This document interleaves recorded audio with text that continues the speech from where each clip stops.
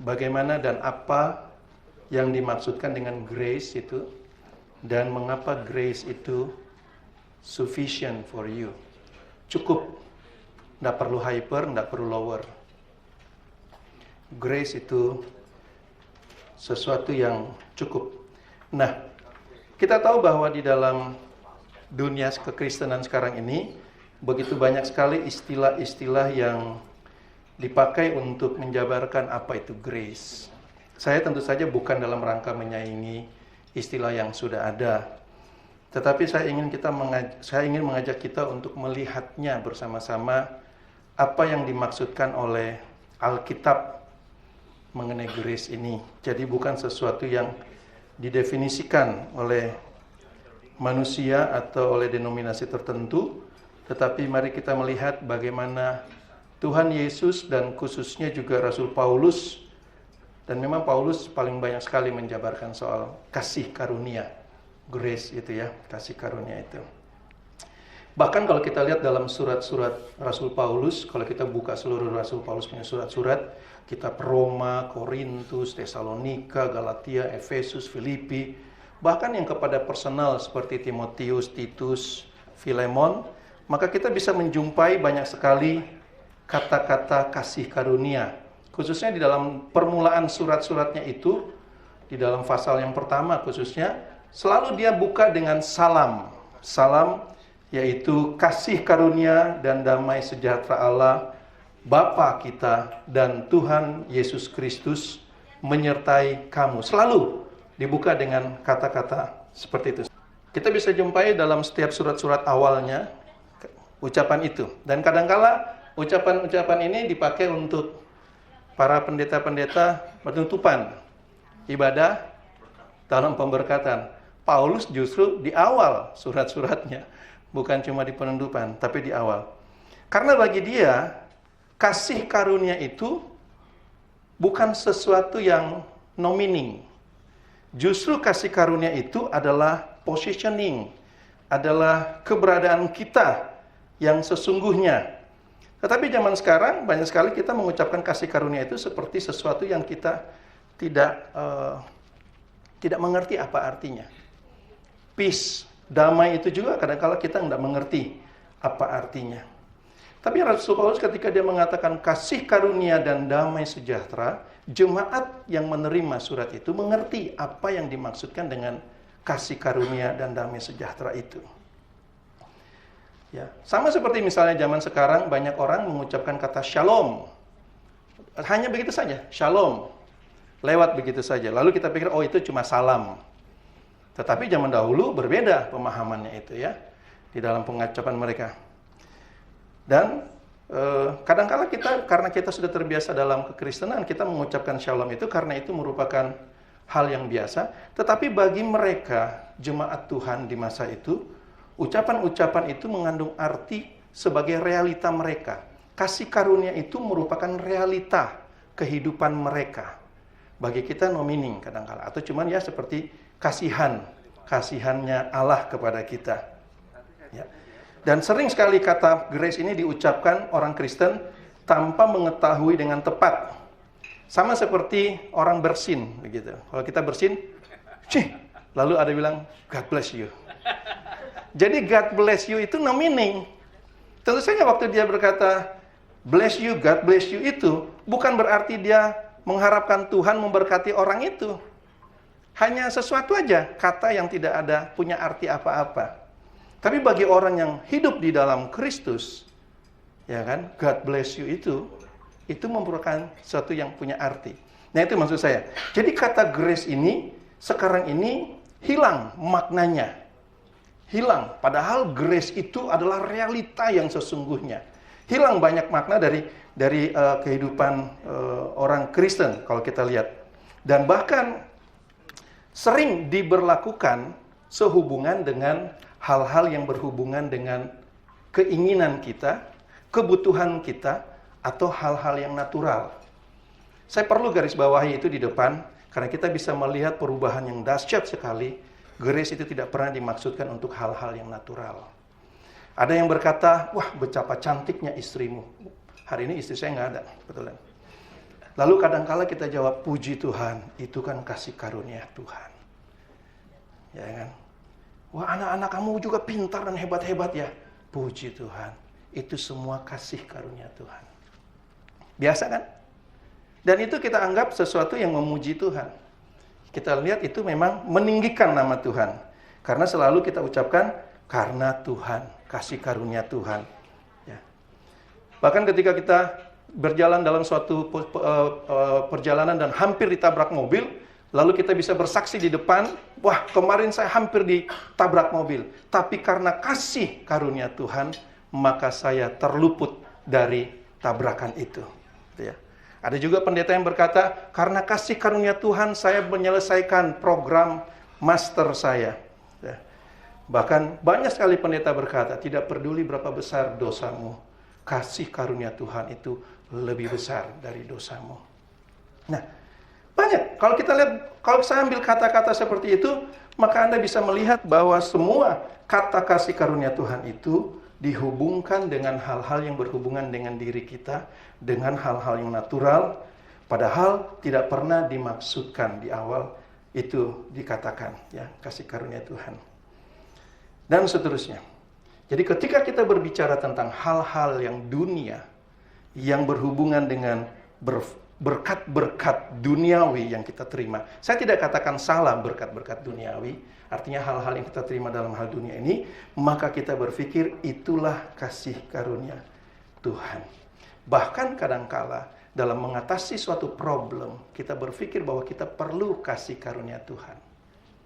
Dan kadangkala kita berdoa, Tuhan berikan kasih karuniamu untuk melepaskan masalah ini dari diri saya. Itu sudah biasa kan? Dan itulah yang ada di dalam agama Kristen. Apakah begitu maksud daripada kasih karunia Tuhan?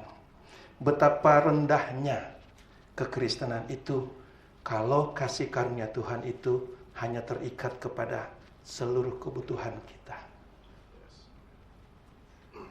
Kita yang butuh Tuhan, bukan Tuhan yang butuh kita untuk melakukan kasih karunia itu. Jadi di awal-awal saya ingin tekankan bahwa grace itu, kasih karunia Tuhan itu bukanlah karena dia berikan engkau rumah, mobil, jabatan, anak, harta, seluruh dunia ini. Dia tidak pernah berikan itu sebagai kasih karunia-Nya. Itu tidak pernah dia berikan sebagai kasih karunia-Nya. Dan itu bukan grace. Mungkin saja Allah berikan kita rumah. Mungkin saja karena kita mengikuti dia, tinggal di dalam dia, maka kita terpelihara dari hari ke hari. Tapi itu namanya provision, penyediaan Allah. Itu adalah protection Allah yang otomatis berlaku karena kita sebagai anak-anaknya. Dan tidak perlu diragukan akan hal itu. Tidak perlu diragukan tanpa kita harus merubah istilah-istilahnya. Bahkan kadang-kadang kita berpikir bahwa kasih karunia Allah itu akan menjauhkan kita dari penderitaan-penderitaan. Coba lihat apa yang Rasul Paulus tuliskan di dalam, Rasul Petrus tuliskan di dalam 1 Petrus. Sebab adalah kasih karunia jika seseorang itu menanggung penderitaan. Kita berpikir bahwa kasih karunia justru melepaskan kita dari penderitaan. Tetapi Petrus katakan kasih karunia itu justru kalau engkau bisa menanggung penderitaan yang tidak harus ia tanggung. Tapi dia menanggung suatu penderitaan. Jadi bukan membebaskan kita dari penderitaan. Tetapi bagaimana kita menanggungnya karena kasih karunia Allah. Jadi kasih karunia Allah itu di atas penderitaan itu memberikan kita kemampuan untuk menanggungnya. 1 Petrus 2 ayat 19 itu ya. Dan seterusnya. Sebab untuk itulah kamu dipanggil. Kristus pun sudah memperlihatkan bagaimana dia karena kasih karunia Allah, dia menderita di kayu salib. Dan kadang-kala karena kita berpikir kasih karunia Allah itu membebaskan kita dari penderitaan, maka yang menderita itu cukup Yesus. Kita tidak perlu menderita. Tetapi sekali lagi saya katakan, ayat-ayat di Alkitab tidak pernah dihubungkan kasih karunia itu dengan hal-hal jasmani kita. Kehidupan-kehidupan kita di dalam dunia ini. Kalau kita lihat Yakobus. Dia menuliskannya di dalam pasal 4 ayat yang ke-1. Saya baca saja ayat ke-1, saya cuma taruh di sini ayat ke-4. Dari manakah datangnya sengketa dan pertengkaran di antara kamu? Bukankah datangnya dari hawa nafsumu yang saling berjuang di dalam tubuhmu? Kamu mengingini sesuatu tetapi kamu tidak memperolehnya. Itu keinginan kita. Kamu membunuh, kamu iri hati tetapi kamu tidak mencapai tujuannya. Itu keinginan kita. Lalu kamu bertengkar dan kamu berkelahi. Kamu tidak memperoleh apa-apa karena kamu tidak berdoa. Atau kamu berdoa juga tetapi kamu tidak menerima apa-apa. Kenapa? Karena kamu salah berdoa. Dan kadang-kala kita sering naikkan doa kita untuk minta kasih karunia Tuhan turun pada kita. Lalu dia katakan di dalam pasal yang keempat, ayat keempat ini, semua yang saya bacakan tadi di atas itu, keinginan-keinginan kita, doa-doa yang kita naikkan itu adalah persahabatan dengan dunia. Dia rangkum di dalam ayat keempat, hai orang yang tidak setia.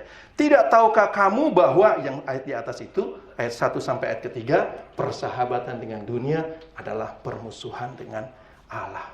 Yang mana persahabatan dengan dunia? Tentu saja ayat yang sebelumnya, yang dia sudah jabarkan, bukan yang kita ambil dari pasal yang lain, dari ayat yang lain, tidak. Tetapi dia jabarkan di atas tadi itu, kamu mengingini sesuatu, kamu berdoa, kamu iri hati, kamu tidak mencapai tujuanmu, dan seterusnya itu adalah hal-hal yang disebut dengan persahabatan dengan dunia. Dan semua itu adalah permusuhan dengan Allah. Jadi barang siapa hendak menjadi sahabat dunia ini, ia menjadikan dirinya musuh Allah. Dia menempatkan dirinya di dalam perseteruan dengan Allah. Janganlah kamu menyangka bahwa kitab suci tanpa berkata, roh yang Allah berikan kepada kita itu diingininya dengan cemburu. Jadi Allah menginginkan sesuatu dari roh yang diberikan kepada kita.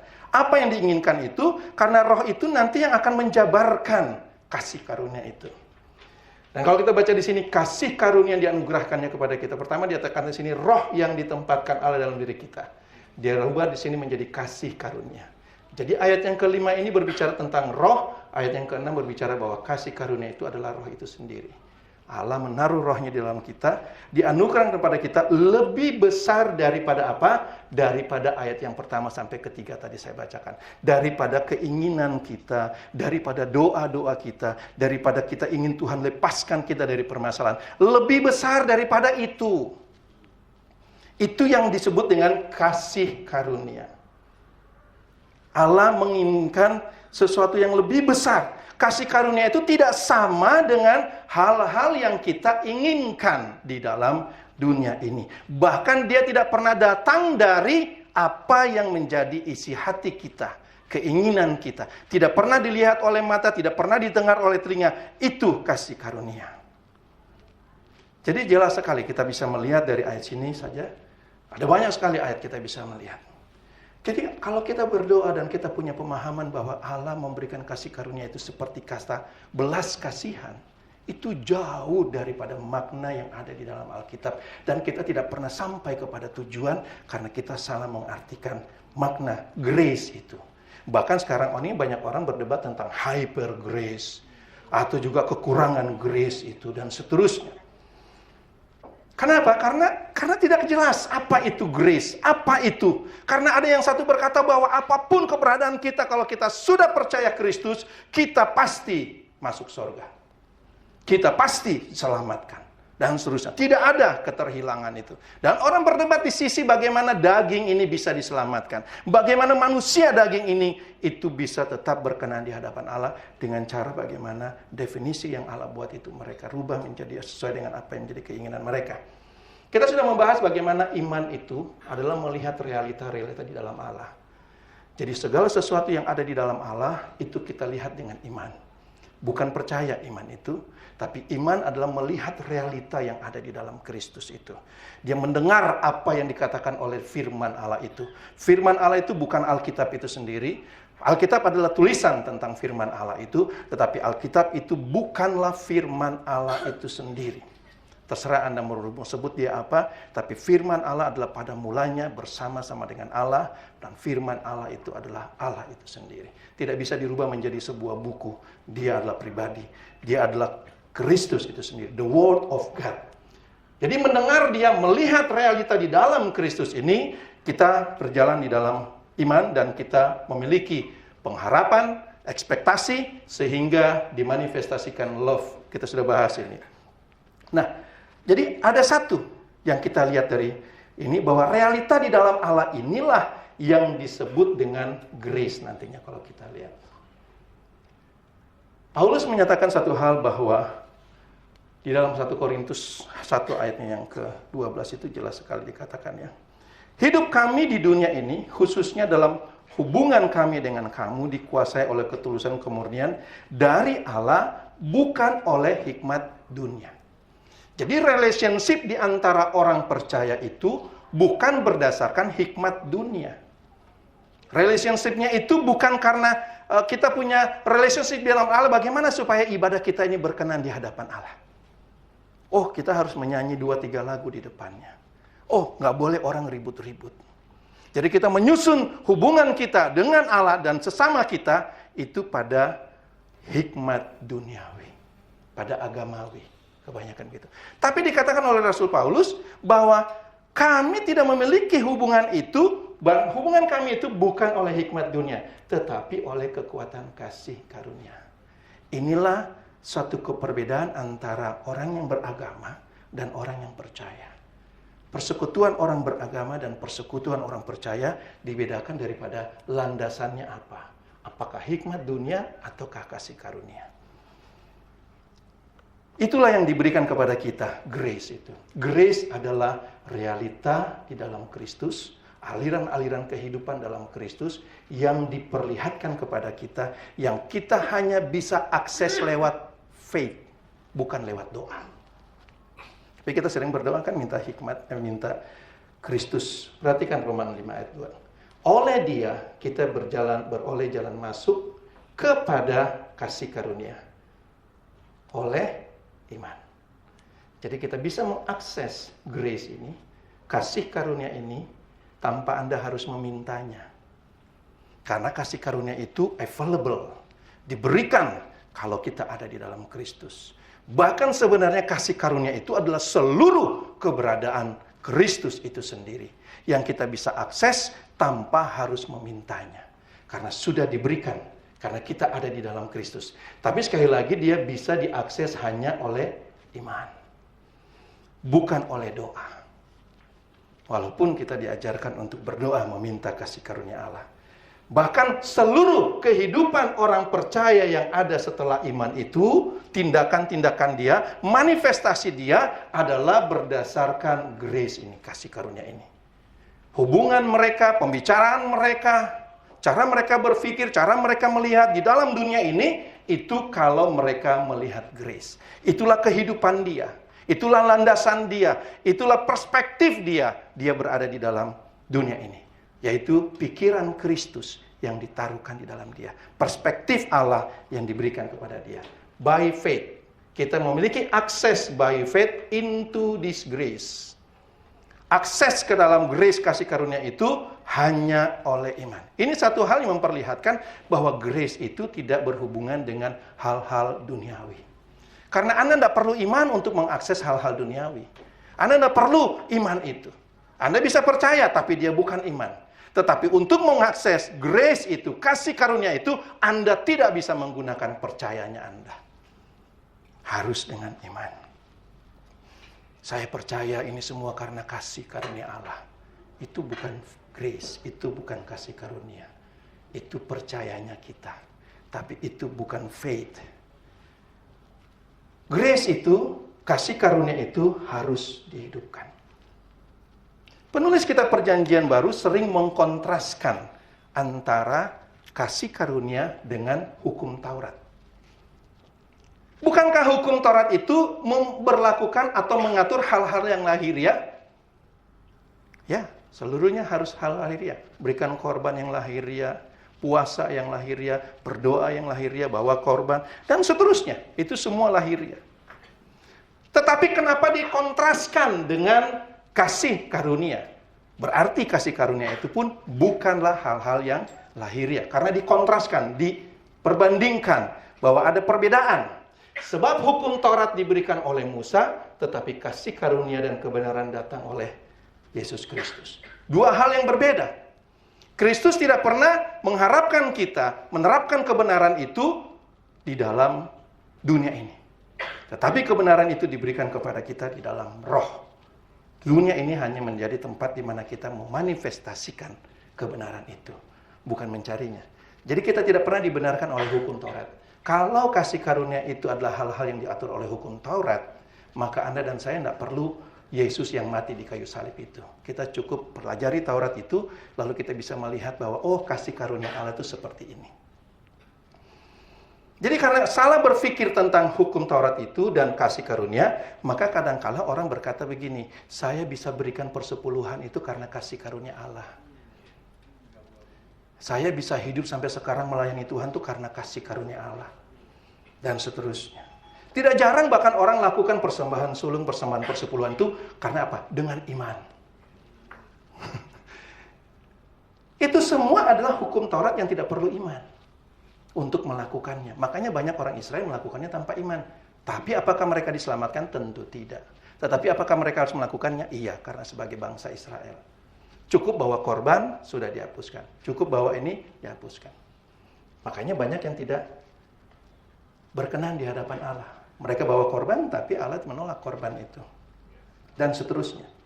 Bahkan dengan jelas dikatakan oleh Rasul Paulus kepada beberapa jemaat, di Roma khususnya, ya, dikatakan bahwa sebab kamu tidak akan dikuasai lagi oleh dosa, Roma 6 ayat keempat, karena kamu tidak berada di bawah hukum Taurat, tetapi di bawah kasih karunia. Kenapa orang Kristen yang zaman sekarang itu selalu merasa bahwa dia tidak bisa lepas dari dosa? Karena dia tidak pernah melihat kasih karunia. Dia melihat dirinya di bawah hukum Taurat. Sehingga tidak bisa lepas dari dosa. Sehingga doanya selalu, Tuhan ampuni dosa saya. Ampuni dosa saya. Ampuni dosa saya. Selalu dalam isi-isian doanya itu selalu minta ampun dosanya. Karena tidak mengenal apa yang disebut dengan kasih karunia. Makna kasih karunia itu hilang dari gereja Tuhan. Zaman sekarang ini.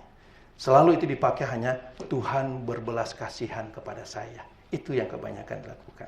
Sehingga saya bisa hidup dalam dosa karena ada kasih karunia Tuhan. Jadi ada perbedaan sekali. Apa sih hukum Taurat itu? Hukum Taurat itu adalah standar kehidupan yang Allah mau. Kebenaran-kebenaran Allah, karakter Allah, nature Allah, kekudusan Allah, kesempurnaan Allah yang diberikan kepada manusia dalam bentuk huruf, dalam bentuk formula, dalam bentuk dua loh batu, dalam bentuk fisikal. Itu hukum Taurat. Kebenaran Allah dijabarkan di atasnya, tetapi kebenaran Allah tidak pernah diberikan kepada manusia dengan hukum Taurat. Dijabarkan di dalam hukum Taurat itu mengenai kekudusan Allah, tetapi kekudusan Allah itu tidak pernah diberikan kepada manusia. Itu hukum Taurat. Lalu kenapa dikontraskan dengan kasih karunia? Karena kasih karunia memiliki peranan yang sama dengan hukum Taurat, tetapi dunia yang berbeda. Kasih karunia itu adalah kekudusan Allah, kesempurnaan Allah, kebenaran Allah, karakter Allah, nature Allah yang diberikan kepada kita. Jadi ada dua perbedaan. Hukum Taurat adalah nature Allah yang diberikan, ditulis di atas dua loh batu, atau ditulis di atas perkamen, atau ditulis sebagai huruf. Makanya Rasul Paulus katakan huruf itu mematikan, tetapi roh menghidupkan. Kenapa roh menghidupkan? Karena itu yang disebut dengan kasih karunia. Kenapa kasih karunia berbeda dengan hukum Taurat? Karena kasih karunia tidak ditulis di atas loh batu. Tapi kasih karunia adalah pribadi Allah, kesempurnaan Allah, kebenaran Allah, itu yang diberikan kepada kita. Jadi bukan lagi definisinya.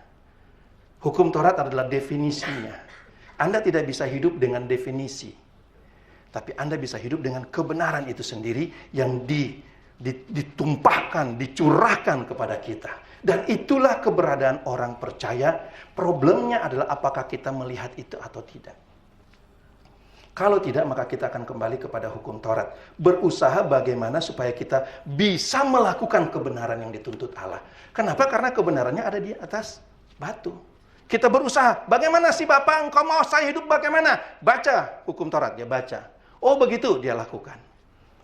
Tetapi kasih karunia tidak demikian. Anda tidak membaca Alkitab dan Anda melakukannya. Kalau Anda membaca Alkitab dan Anda melakukannya, itu mindset hukum Taurat. Walaupun kita ada di dalam perjanjian baru. Kita baca Alkitab dan kita lakukan. Itu mindset hukum Taurat. Itu yang saya suka sebut dengan hidup dengan hukum Taurat. Kita tidak perlu 2 loh batu itu. Tetapi mindset kita adalah seperti perjanjian lama itu. Kasih karunia tidak demikian. Kasih karunia adalah Kristus yang dicurahkan pada kita. Yang kita harus melihat dia. Yang tadi kita katakan dengan iman.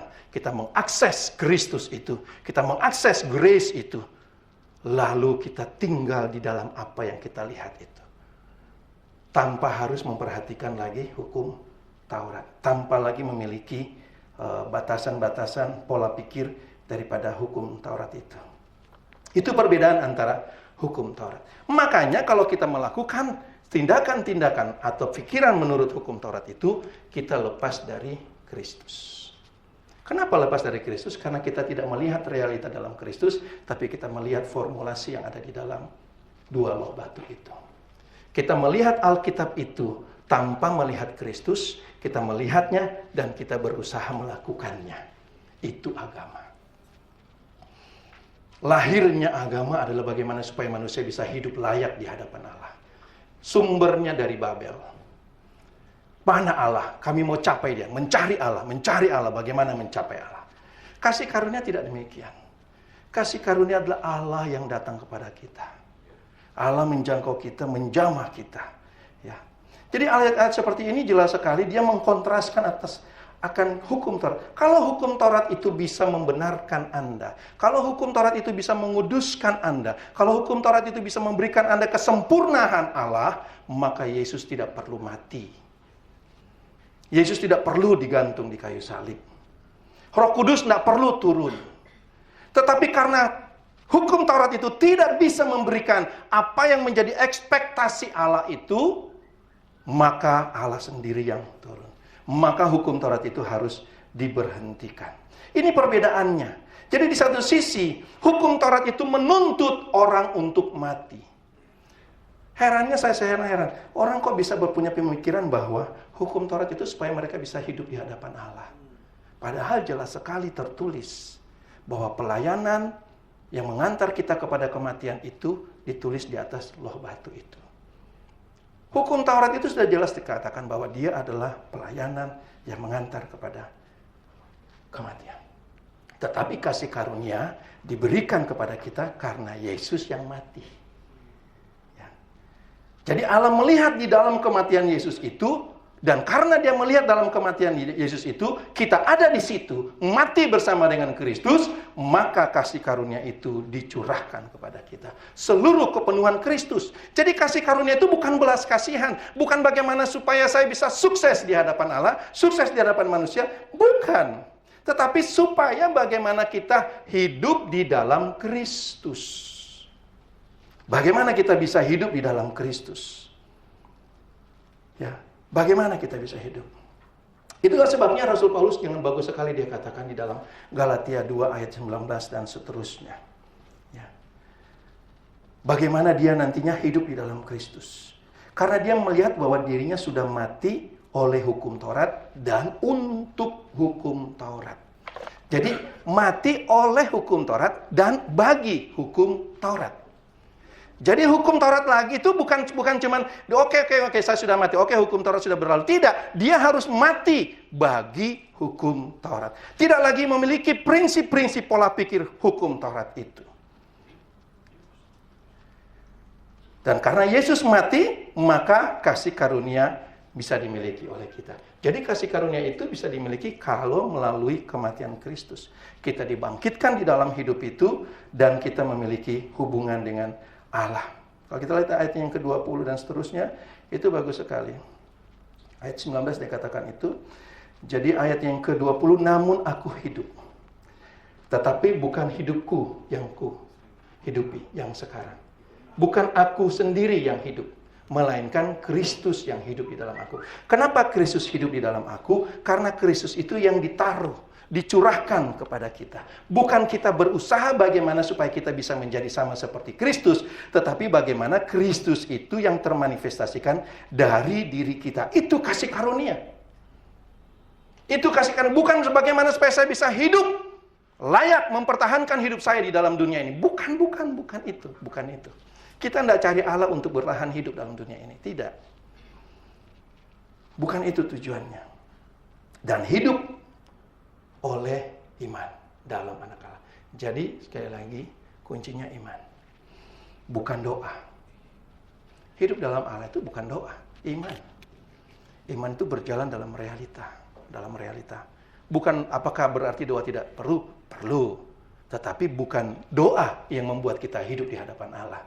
Iman. Kenapa iman? Karena realitanya itu sudah diberikan pada kita. Kita sudah hidup, Anda tidak perlu belajar. Anda cukup melihat dan berjalan. Kadang-kadang kita perlu belajar bagaimana hidup dalam Tuhan, kan? Kita tidak perlu belajar berjalan dalam Tuhan. Kita cukup lihat dan berjalan. Itu belajarnya. Bukan baca teorinya, bukan baca ayat Alkitabnya. Sama seperti seorang anak kecil, bagaimana dia belajar berjalan? Ya dia harus berjalan. Apa perlu dia baca buku? Berjalan, itu angkat kaki depan kanan. Angkat lagi kiri. Enggak. Dia enggak perlu. Bahkan enggak perlu buku. Cukup dia berjalan. Dia melihat bapak ibunya jalan, dia jalan. Walaupun dia jatuh bangun. Sebagaimana Anda melihat Kristus, realita Kristus itu, maka Anda akan bertindak tanpa harus bagaimana ya ayat Alkitabnya ya. Bagaimana ya ayat Alkitabnya ya. Masing-masing kita punya Roh Kudus di dalam diri kita. Kenapa itu diberikan? Pengurapan itu ada pada kita supaya orang tidak lagi bertanya bagaimana hidup di dalam Allah. Tidak perlu bertanya kepada seseorang lain bagaimana hidup di dalam Allah. Roh Kudus diberikan kepada kita supaya kita hidup langsung di dalam Allah. Berjalan langsung di dalam Allah. Tanpa harus mempertentangkan realita itu dengan teori agama kita. Tidak perlu dipertentangkan, nggak perlu diperdebatkan. Hukum Taurat masih berlaku, Yesus itu belum datang. Tidak perlu diperdebatkan. Anda lihat realita itu dan berjalan saja. Itu iman. Tentu saja banyak teori yang Anda bisa siapkan. Tetapi teori itu tanpa realita, maka teori itu semua hanya menjadi teori. Tetapi kalau Anda punya realita, Anda tidak tergoyangkan. Saya sudah berjalan kok di situ, saya sudah hidup kok di situ. Kita berjalan dengan imannya. Dan perhatikan apa yang Rasul Paulus katakan ini. Bahwa aku tidak menolak kasih karunia. Justru karena dia tidak hidup dengan hukum Taurat, itu karena dia memiliki kasih karunia. Dia tidak memberlakukan adanya kasih karunia, lalu di sisi kanan ada hukum Taurat. Tidak disamakan antara kasih karunia dan hukum Taurat. Supaya jangan-jangan kalau kasih karunia tidak menyelamatkan saya, hukum Taurat bisa menjadi saya punya tiket masuk surga. Enggak. Justru kalau Anda menerima kasih karunia, Anda tidak lagi hidup di dalam hukum Taurat. Itu definitely. Kalau Anda masih hidup dalam hukum Taurat, Anda lepas daripada Kristus. Itu ayatnya tadi kan? Di luar kasih karunia. Bukan perkataan saya loh. Katakan dengan jelas kan? Kamu lepas dari Kristus jikalau kamu mengharapkan kebenaran oleh hukum Taurat. Jikalau kamu mengharapkan binatang pelahap dijauhkan dari dirimu, engkau lepas dari Kristus. Karena itu mindset hukum Taurat. Belalang kupu-kupu itu. Kamu hidup di luar. Kenapa hidup di dalam karunia? Karena hidup di dalam hukum. Jadi itu dua hal yang bertentangan gitu loh. Kenapa? Bukan gini loh. Oh, kamu hukum Taurat sekarang ya, lepas ya. Bukan begitu. Kita langsung menempatkan diri kita di luar kasih karunia. Kita langsung menempatkan diri itu di luar kasih karunia itu.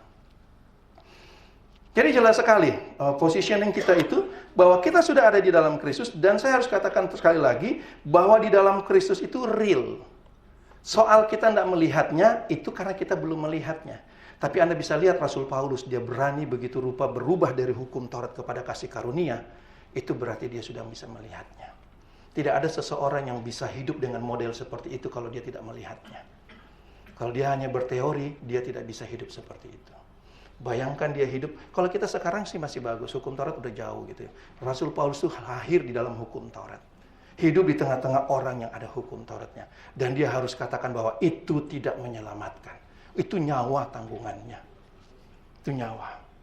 Mukanya rasanya malu, tapi dia nggak rasa malu. Kenapa? Karena dia lihat Kristus. dia lihat Kristus.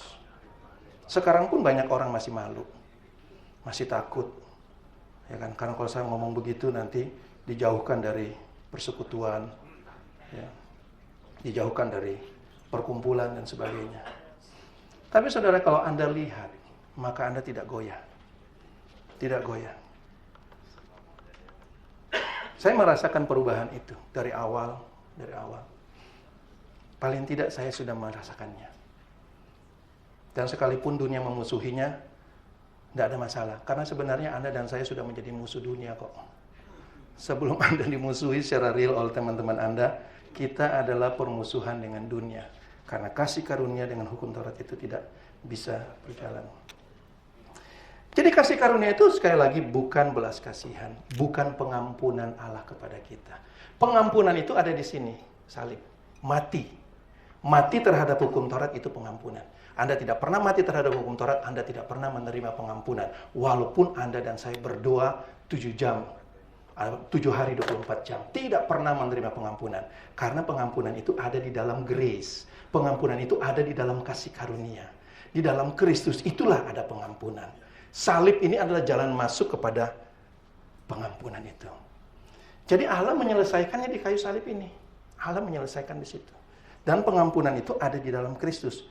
Bukan di dalam, sekali lagi yang saya katakan, hukum Taurat itu. Tidak ada kebenaran. Seandainya ada kebenaran oleh hukum Taurat, maka buat apa Yesus mati?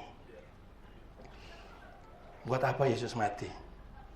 Kalau Anda masih berikan persepuluhan, buat apa Yesus mati? Apalagi tadi akar-akar Yahudi. Buat apa Yesus mati? Jadi banyak kan orang berbohong sebenarnya. Realnya sudah ada. Kenapa mereka berbohong? Karena mereka tidak melihat realita. Jadi mereka create teori demi teori, padahal realita sudah ada.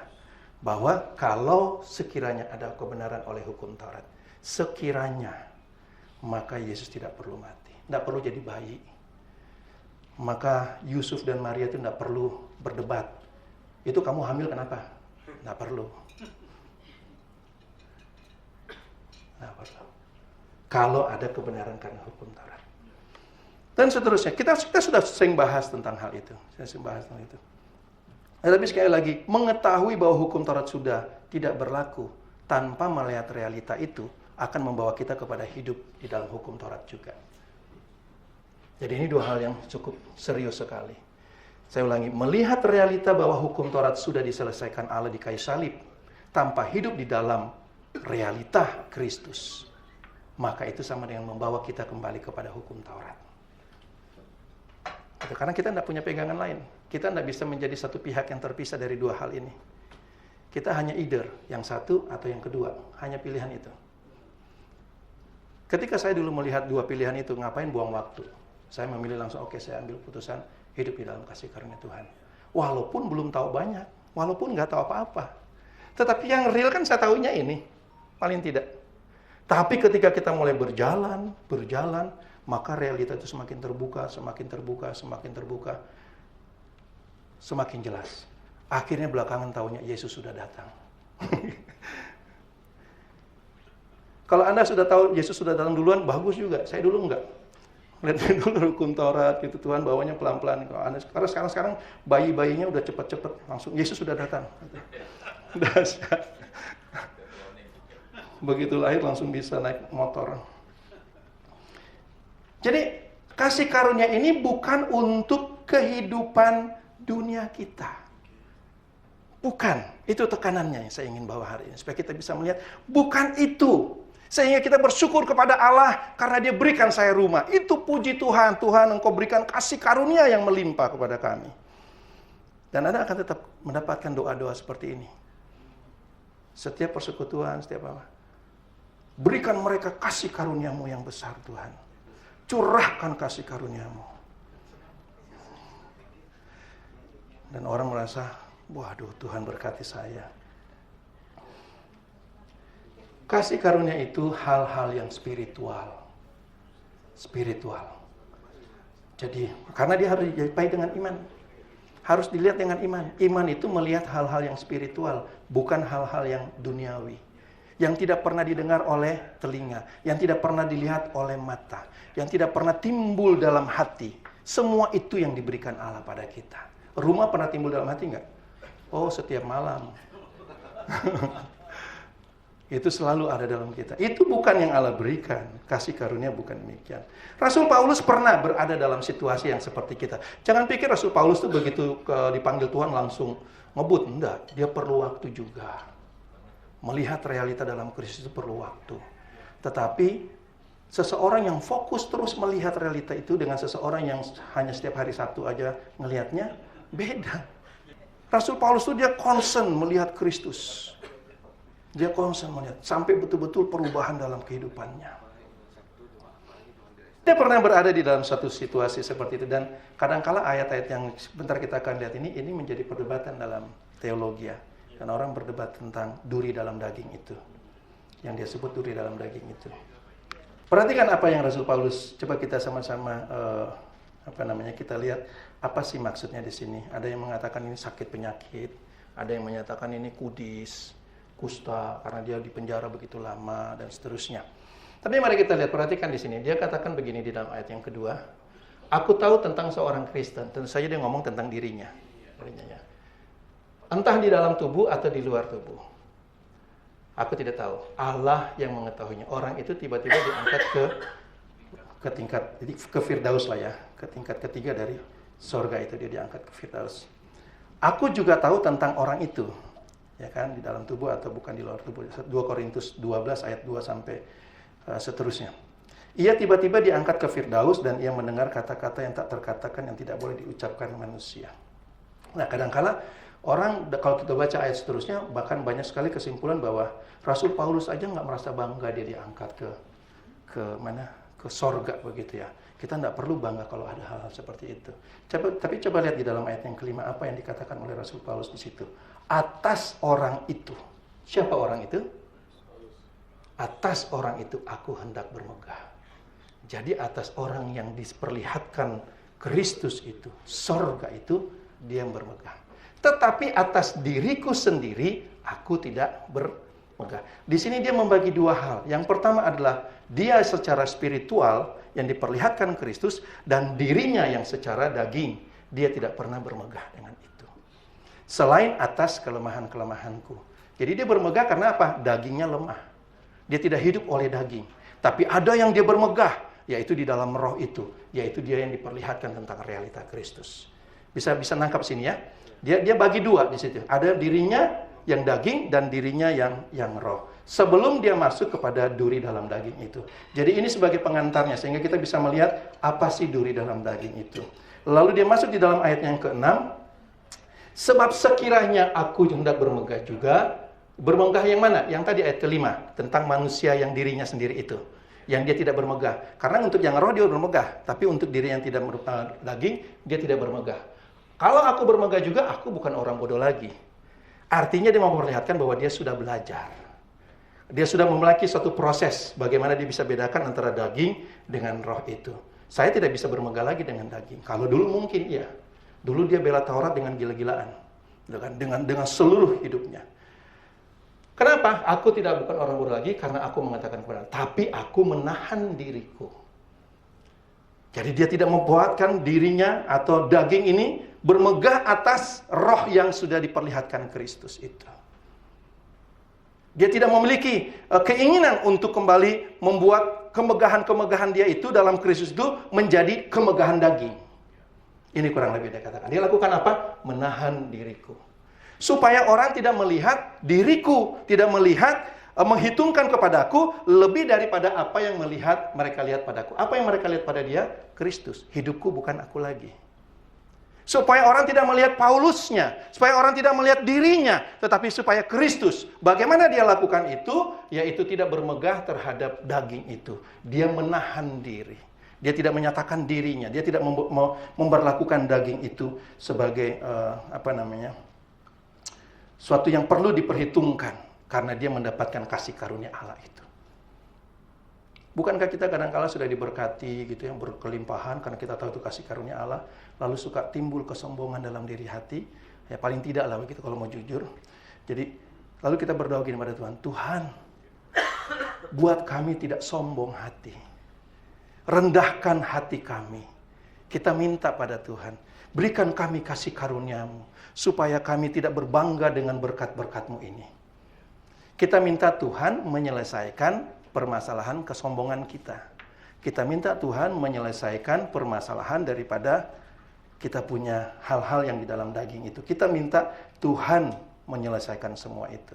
Tapi coba perhatikan apa yang terjadi pada Rasul Paulus.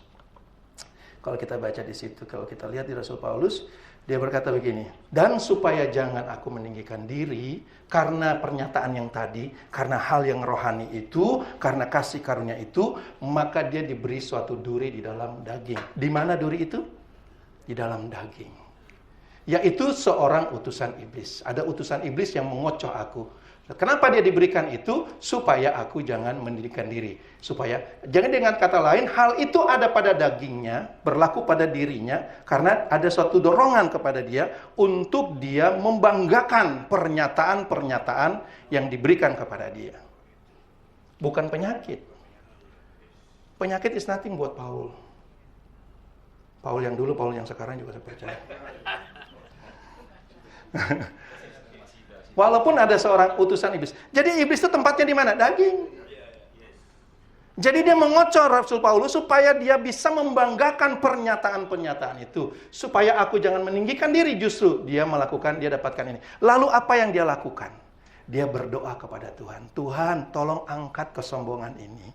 Tuhan, tolong berikan aku hati yang rendah diri. Tuhan, 3 kali aku berseru supaya Engkau mengangkat utusan iblis daripadaku. Kita berpikir bahwa utusan iblis diberikan pada Paulus supaya dia jangan meninggikan diri. Tidak. Kalau dia diberikan utusan iblis untuk jangan meninggikan diri, maka ngapain dia minta berseru kepada Tuhan supaya utusan itu pergi? Biarkan saja itu. Tetapi Tuhan tidak menjawab permintaan dia, karena itu adalah hal-hal daging. Walaupun kita pikir itu hal rohani. Bukankah kesombongan itu dosa? Bukankah sebaiknya Tuhan jauhkan pada saya? Tidak, saudara. Daging itu bagi Tuhan cuma sekali saja dia selesaikan di kayu salib. Selesai. Dia tidak punya urusan lagi dengan daging kita. Kita yang punya urusan dengan situ. Makanya jawaban Tuhan adalah cukuplah kasih karuniaku. Apa cukuplah kasih karuniaku ini? Kadangkala kita menafsirkan bahwa Tuhan tidak mau tolong Rasul Paulus lagi. Sudah cukup dia tolong. Nah, ya kan? Bukan itu yang dia maksud. Tetapi kalau kita baca bahasa Inggrisnya lebih bagus lah. My grace is sufficient. Kasih karuniaku itu cukup untuk kau hidup, bukan untuk daging. Dia nggak menjawab kebutuhan dagingnya Rasul Paulus. Dia nggak menjawab bagaimana supaya utusan iblis itu diusir. Dia tidak menjawab itu. Tapi dia kembalikan kepada engkau sekarang tidak lagi hidup di dalam daging, engkau hidup di dalam kasih karuniaku. Dan kasih karuniaku itu cukup untuk engkau hidup.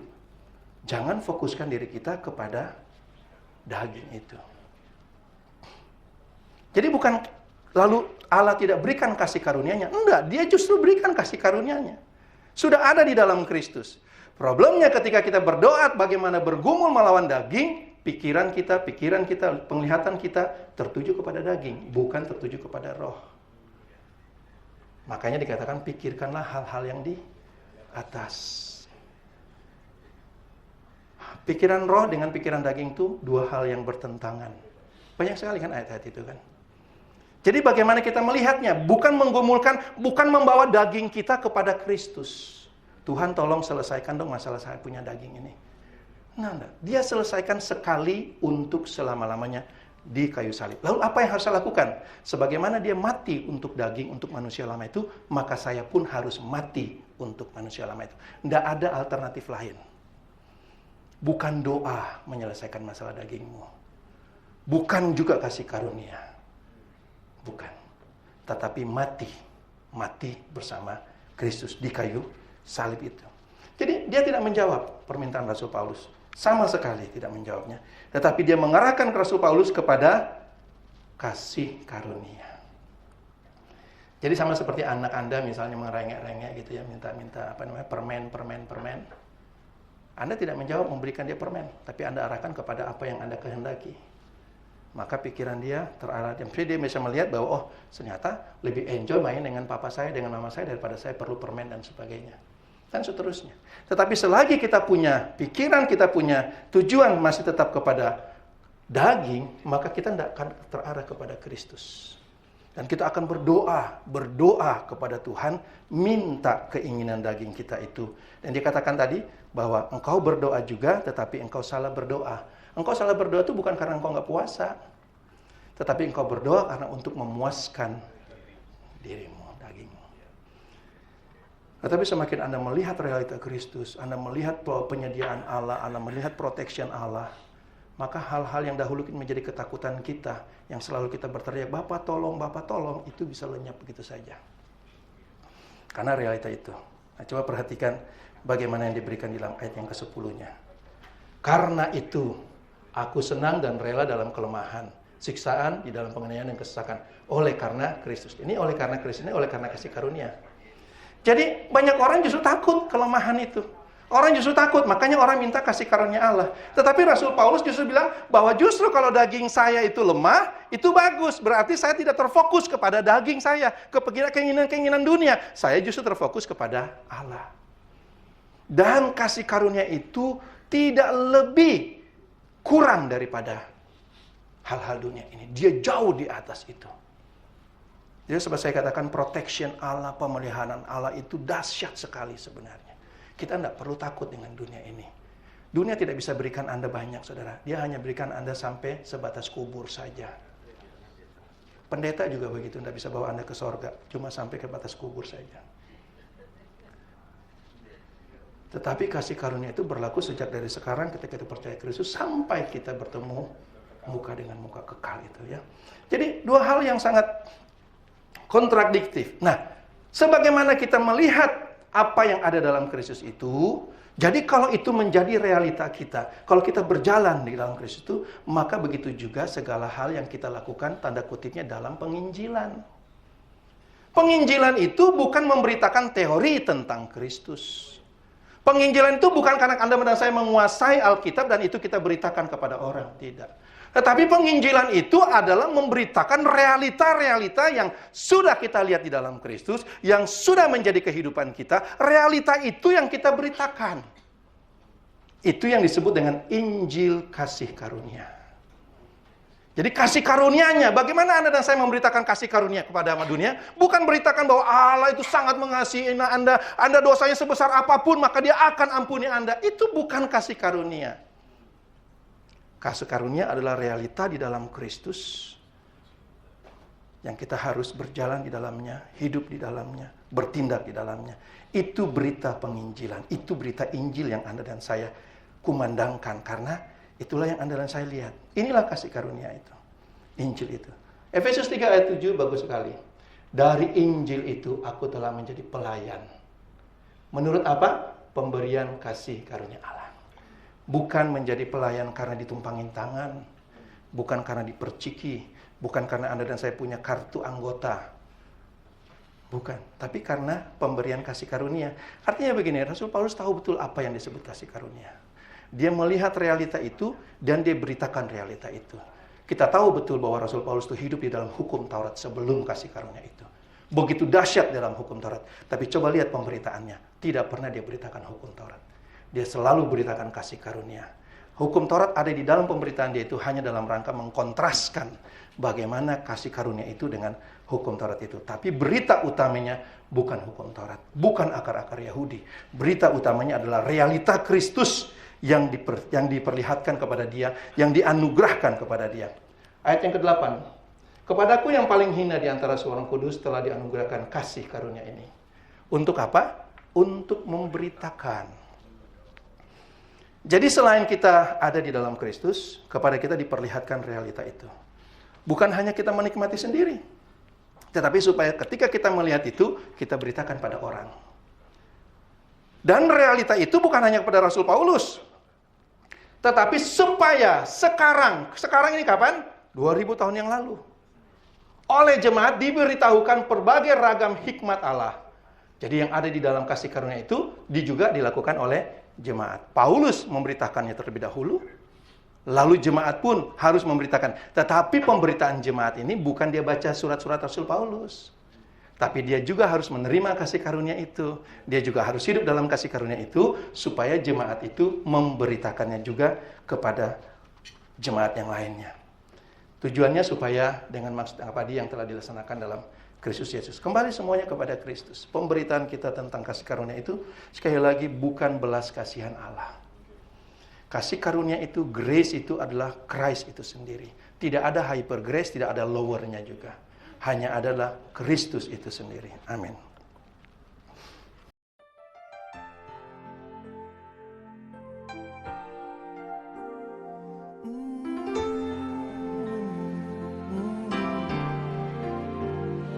Give thanks with a grateful heart.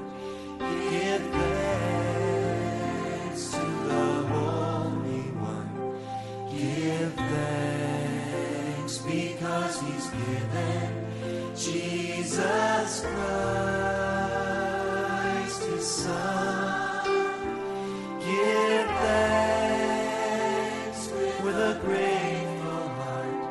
Give thanks to the Holy One.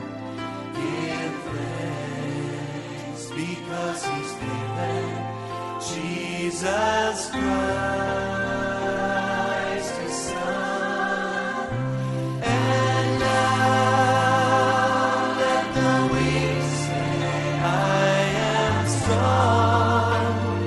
Let the poor say, I am rich because of what the Lord has done for us. And now let the weak say, I am strong.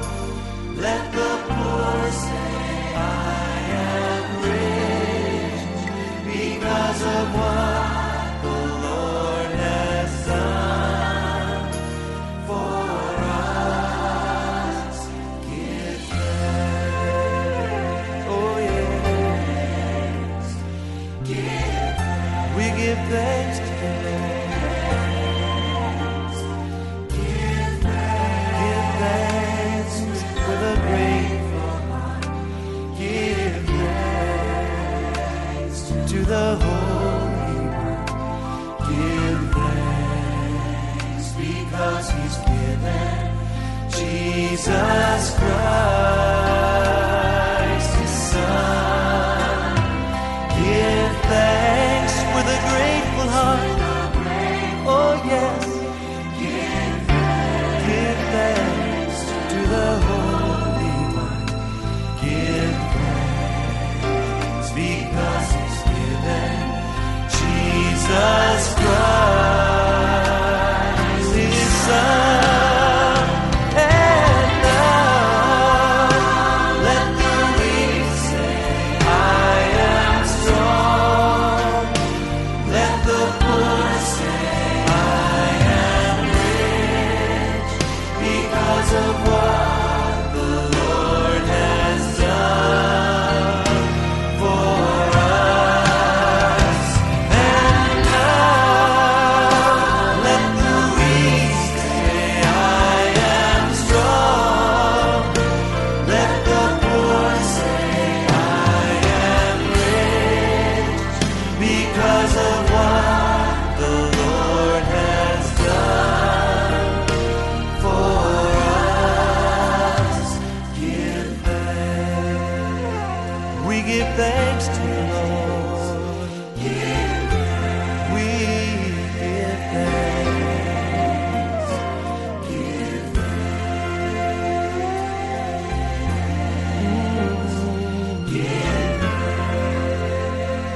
We give thanks to the Lord.